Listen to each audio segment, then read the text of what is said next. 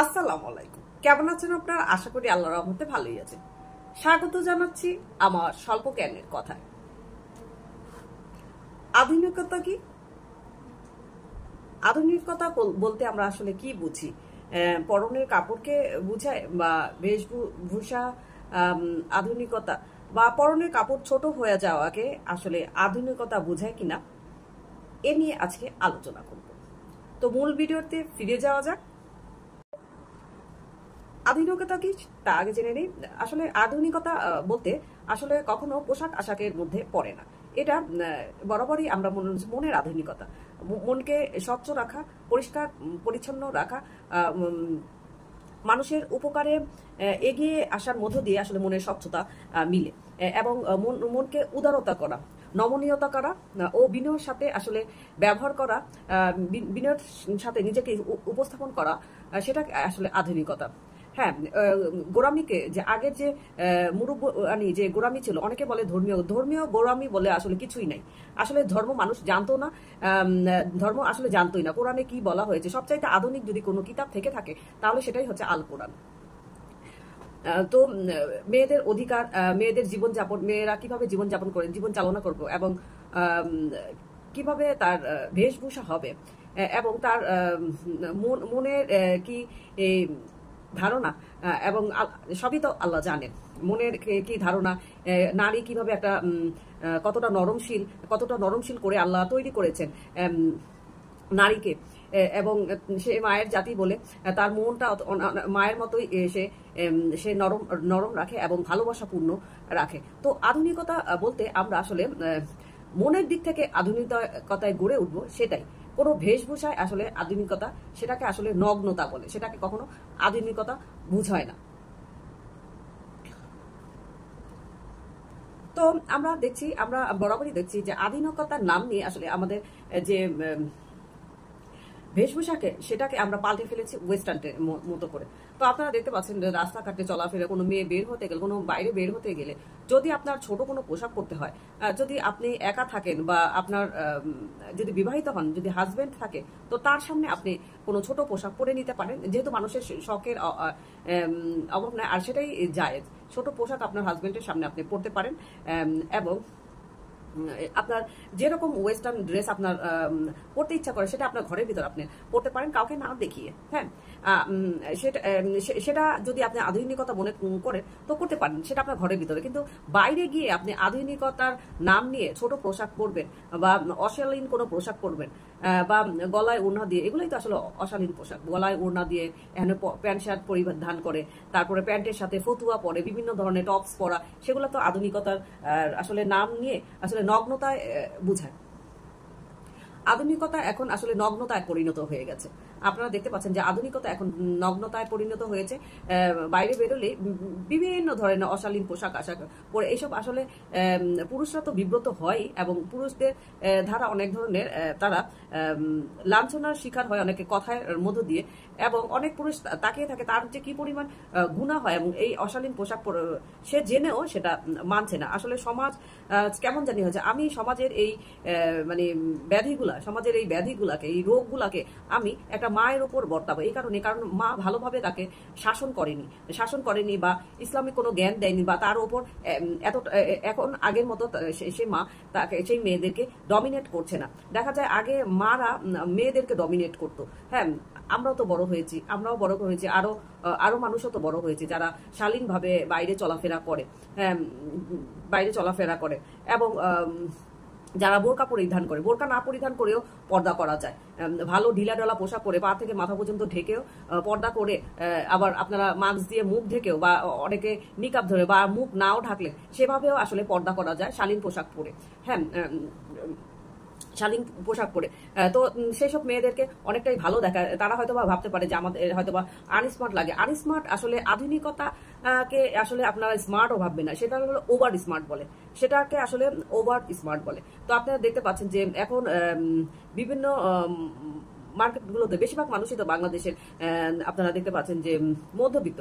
তো মধ্যবিত্তরা কোথায় আর মার্কেট করে? সেই সব টপস কিনতে গেলে দেখা যায় যে ভালো টপস বা ব্র্যান্ডের কোনো টপস কিনতে গেলে, ব্র্যান্ডেড কোনো টপস কিনতে গেলে দেখা যায় যে আপনার বসুন্ধরা যেতে হবে, না হলে আপনার যমুনা ফিউচার পার্কে বা বাইরে থেকে কোনো টপস আপনার নিয়ে আসতে হবে।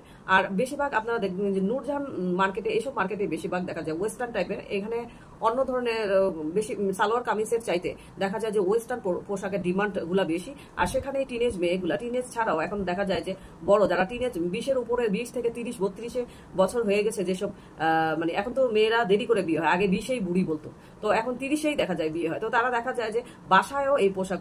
তো আপনারা দেখতে পাচ্ছেন যে অজের মধ্যে শুনবো যে বাবার সামনেও একটা শালীন পোশাক পরে তারপরে বের হতে, বাবাও একজন পুরুষ, তার মধ্যেও অনেক ধরনের পুরুষত্ব রয়েই যায়, তার মধ্যে পুরুষত্ব। এইসব পোশাক কিন্তু কুরুচিপূর্ণ পোশাক কিন্তু একটা মানুষের মনের ভিতরে অনেক ধরনের কুরুচিপূর্ণ মন মানসিকতার জন্ম দেয়। তো আপনাদের একটা ঘটনা বলি। তো আমাদের রাসূল কিছুক্ষণের জন্য বাইরে গিয়েছিলেন, তো সেই সময় আয়েশা আলাইহিস সালাম এবং তার পিতা আবু বকর একসাথে বসে গল্প করেছিল মেয়ের সাথে। তো বাইরে আঙিনায় তো দেখা গেছে সেই সময় রাসূল এসে বললেন যে আয়েশা আলাইহিস সালামকে, মা আয়েশা আলাইহিস সালামকে বলল যে কি করলে তুমি কি করলে? তো আয়েশা আলাইহিস সালাম বলল যে কি করেছি আমি রাসূল, আমি কি করেছি, কি দোষ করলাম আমি?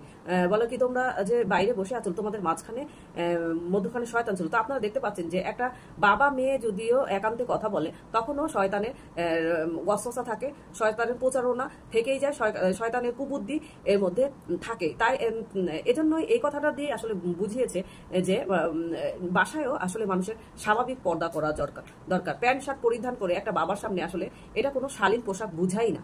আপনি সালোয়ার কামিজ পরে আপনারা সাধারণ আপনার ওড়নাটা গায়ে ঠিক মতো দিয়েও যদি আপনি চলেন, যদি চুল খোলাও থাকে তো সমস্যা নাই। অন্য লোকের সামনে আপনি অন্য কিছু মাথায় কাপড় দিয়ে রাখলেন বা তার সামনে আসলেন না, এমন কিছু দূরের কেউ কাছে যদি থাকে আপনারা।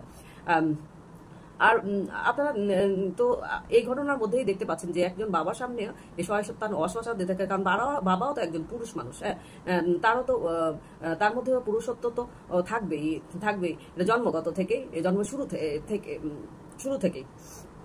তো আমরা নারীরা দেখা গেছে আসলে শিক্ষিত হওয়ার সাথে সাথে দেখা গেছে পোশাকগুলো, এখন দেখা যায় যে কম শিক্ষিত মেয়েরাও নিজেকে স্মার্ট করার জন্য ছোট ছোট পোশাকগুলা বেছে নেয় এবং অশালীন পোশাকগুলা বেছে নেয়। হ্যাঁ, তো পরিবার থেকে একটা মেয়েকে কি বোরকা পরলে বা শালীন পোশাক পরলে বা বোরকা দাড়ি কোনো গাউন পরলে, হিজাব করে তাকে কি ভালো দেখাচ্ছে না? তাকে কি সুন্দর দেখাচ্ছে না? তাকে তো ভালোই দেখা যাচ্ছে।